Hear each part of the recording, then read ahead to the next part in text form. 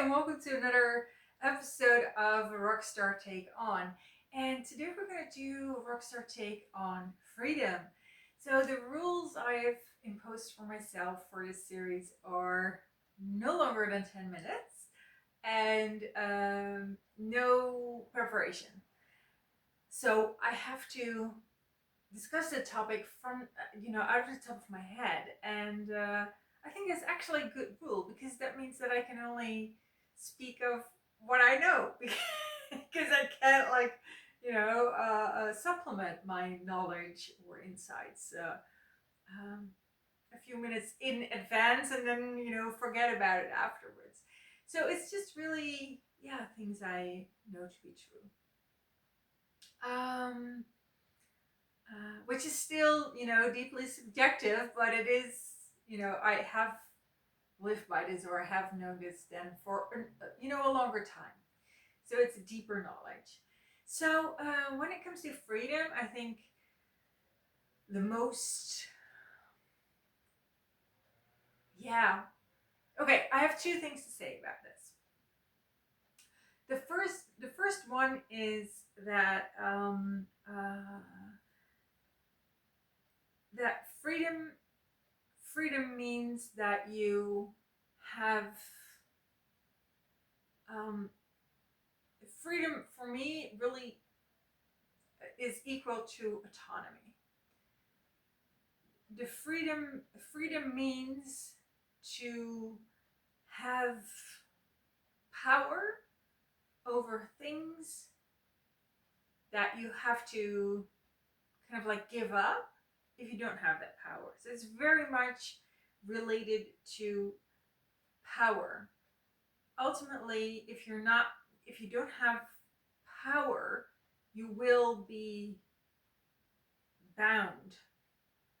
And there's different ways to go about this. You can say like it's not that black and white. It's probably not, but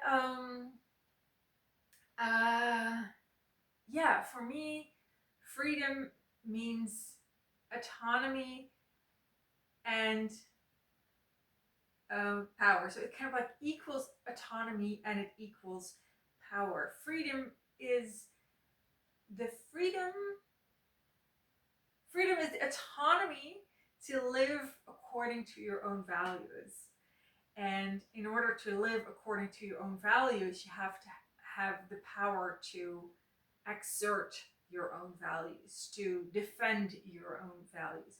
So it's kind of like it's a messy start. It's a messy first couple of minutes, I know, but to me, freedom is very much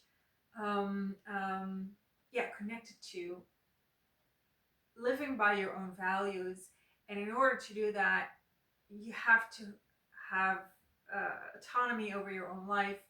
And in order to have autonomy over your own life, you have to have power to kind of like exert your own rules and live by your own values. So that's something that freedom really is. So it's really not that easy. It's really kind of like entangled in the in the power structures or in the structures of how society works.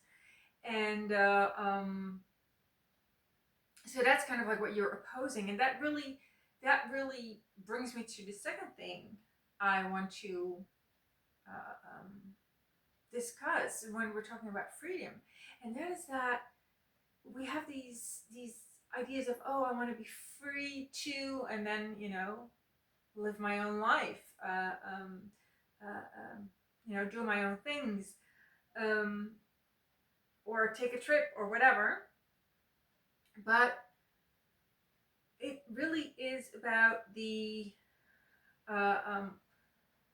what you're opposing are forces that are very often unseen, and it's like the shackles are not visible. The expectations that society has from you are not that clear. They're not like nobody's taking responsibility for it. Nobody's kind of like, you know, handing you this flyer saying these are the rules. Um, but you really do feel the rules. You feel the pressure.